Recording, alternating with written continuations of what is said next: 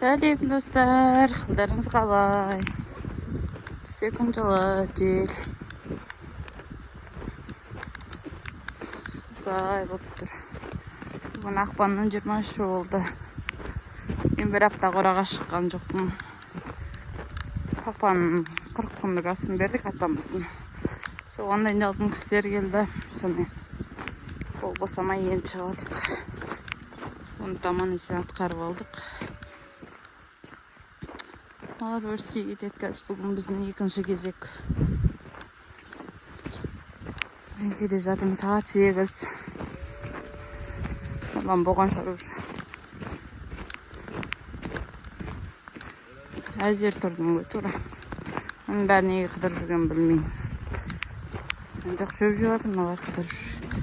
Ана ешкімнен істемей қапты.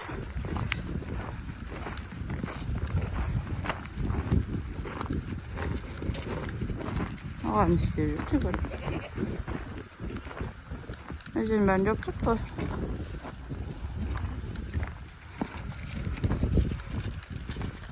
Осылай.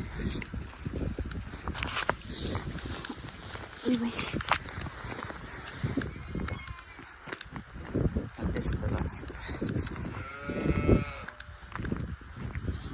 Туған қойлар.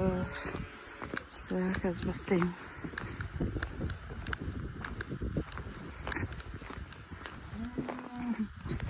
Его қайтып барадым деймін бә. Аллам болып тұр тазалап. Ерте шыққан ғой. Оңға аспай жүрген. Көрпеш шаға елім. Күшті болып тұр екен. Станшаларға шөп бергенде сол жақ тазасам. Ол да өсімен.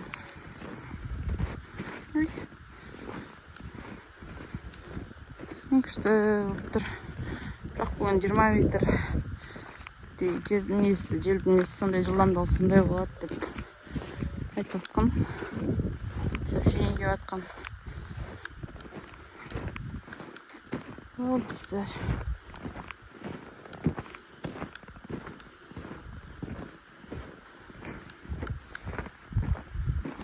Бұл сіздермен кішігірім видео болды деймін ба. Сіздермен болған насыл қайқыма сау болыңыздар.